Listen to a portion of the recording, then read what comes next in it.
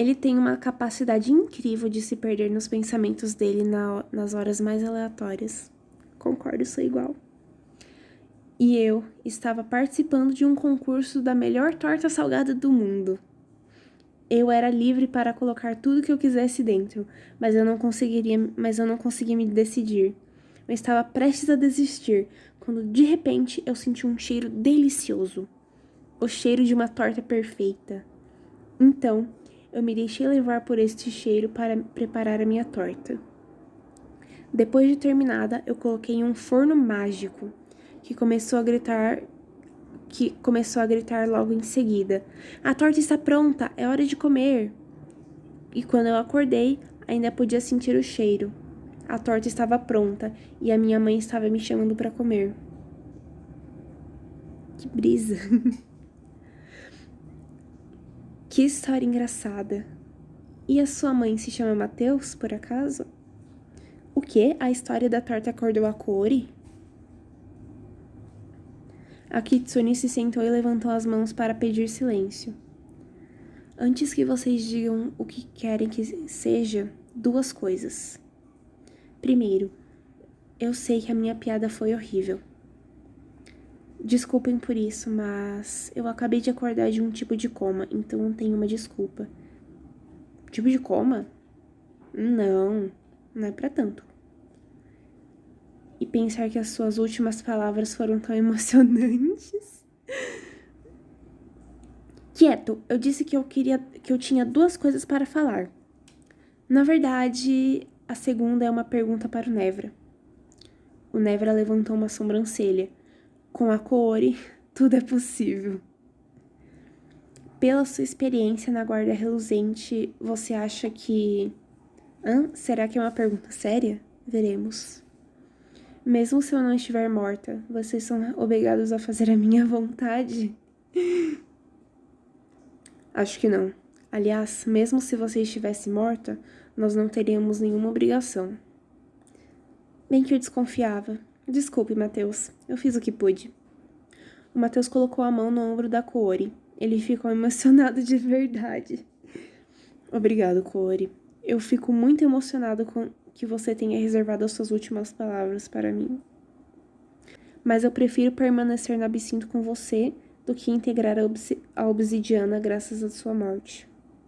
Que lindo! E olha que eu sei a que ponto você odeia a Huangshu. Bom, agora vem aqui me dar um abraço. Fico feliz em poder viver no mesmo mundo que você. A Kaori deu um abraço apertado no Matheus. Acho que é fofo. Eu comecei a rir e o Nevra também. E depois o Matheus e a Kaori também começaram a rir. Estou rindo, mas eu estava precisando. De repente, tive uma sensação estranha, como se eu tivesse acabado de acordar de um sono profundo, desorientada. O que foi isso? O que está acontecendo comigo? Foi então que eu entendi. Não sou eu que estou acordando, é o Leiftan.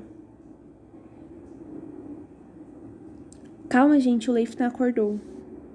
Como você sabe, ele não está se mexendo. Eu ainda não tinha falado pra ninguém sobre a ligação entre o Leiftan e eu. Pelo jeito, hoje é dia das revelações. Nós temos um tipo de conexão, então podemos sentir o que o outro sente, pelo menos parcialmente. O Lance franziu as sobrancelhas e coçou o queixo, intrigado. A cara de todo mundo. Eu acho que eu nunca ouvi falar de algo do tipo. Achamos que é por causa do tempo que ficamos dentro do cristal. Se fosse somente porque somos a Angels, teríamos percebido isso antes. Vocês não acham estranho o fato de que a Kaori e o Leiftan acordaram ao mesmo tempo? Não muito. Eles perderam a consciência mais ou menos no mesmo tempo também. Sim. É verdade, tem isso também. Eu não tinha parado pra pensar nisso.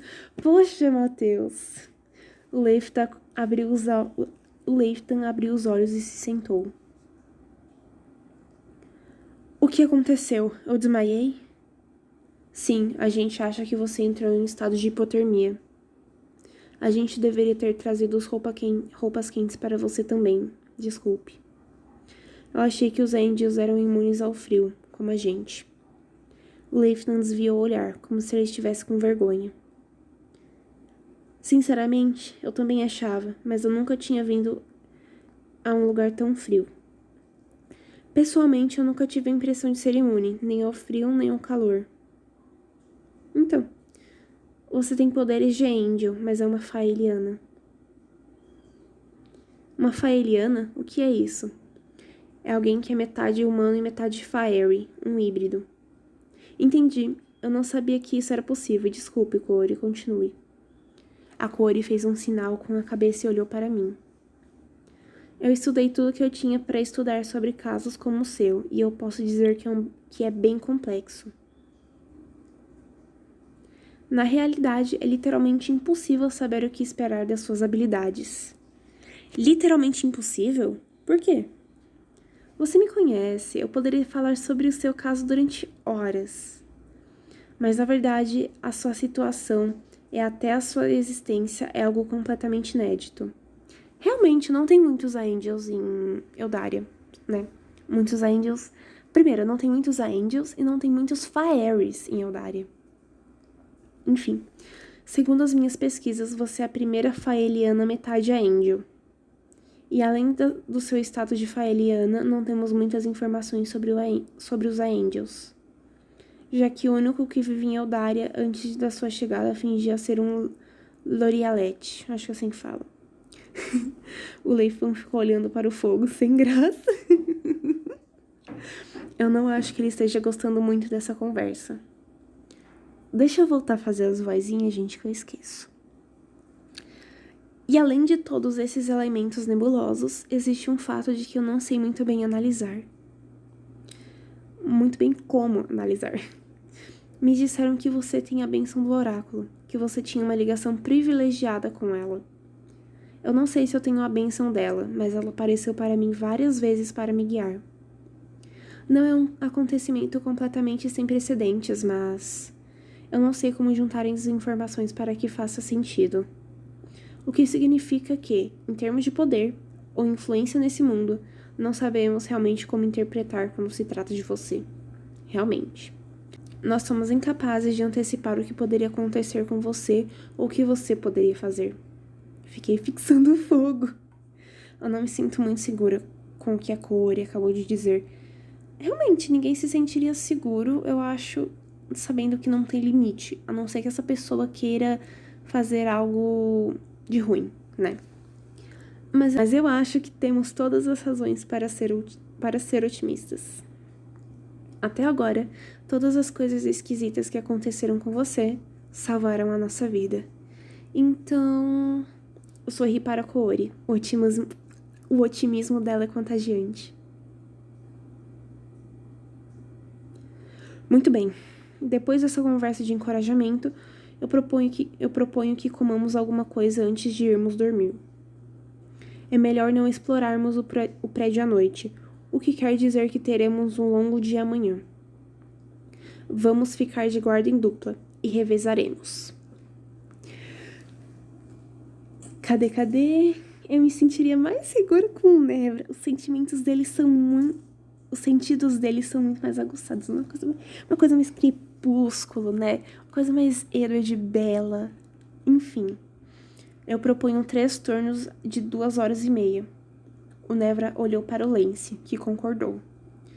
O que significa que cada um terá 5 horas de sono. Não é muito, mas não temos tempo para mais do que isso. Mano, 5 horas de sono em uma missão, eu acho que tá bem bom, por sinal, né? Koori, Leifton, vocês se sentem suficientemente descansados? E os outros? Nós concordamos com a cabeça. Perfeito. Koori, Leifton, vocês podem começar, já que acabaram de acordar. A segunda é a mais difícil, porque vamos precisar cortar nossa noite em 2. Quer vir comigo? Eu posso te acompanhar, não estou cansada. Perfeito. Então, Matheus e Lance, vocês ficarão com o último turno, tudo bem? Mais uma vez, eles concordaram com a cabeça. Perfeito. Exatamente o que eu queria. Bom, vamos comer alguma coisa então. Nós comemos rapidamente a comida que trouxemos conosco. Trocamos algumas poucas palavras durante a refeição. Nós estávamos concentrados, ansiosos, cansados e curiosos ao mesmo tempo. E a atmosfera deserta do prédio, agora que a noite caiu, tinha algo de peculiar. Peculiar também. Nós tínhamos a sorte de estarmos protegidos da neve e do vento. Sim, é uma boa questão por causa da estrutura do prédio, né? Aí, e a mini lareira. Mas seus uivos assustadores ecoando pelas montanhas me causavam arrepios.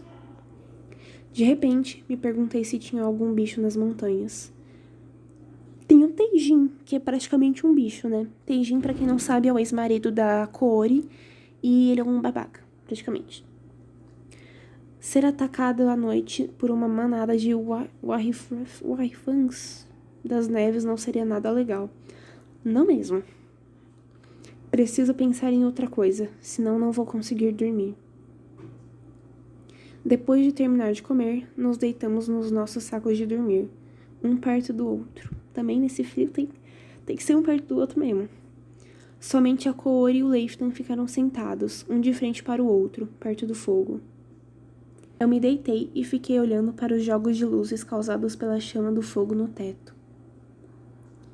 Deixando-me embalar pelo fogo crepitando, eu estava quase caindo no sono.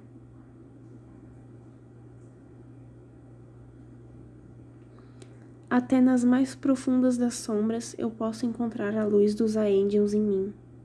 Eu a sinto como um mar dentro de mim, fluindo para dentro e para fora. E ela veio quando eu a chamei, assim como o oráculo. Mas talvez eu esteja errada. Fui eu que vim aqui, e não Eldaria que veio até mim. Assim como o prédio que veio até nós, antes de virmos até ele.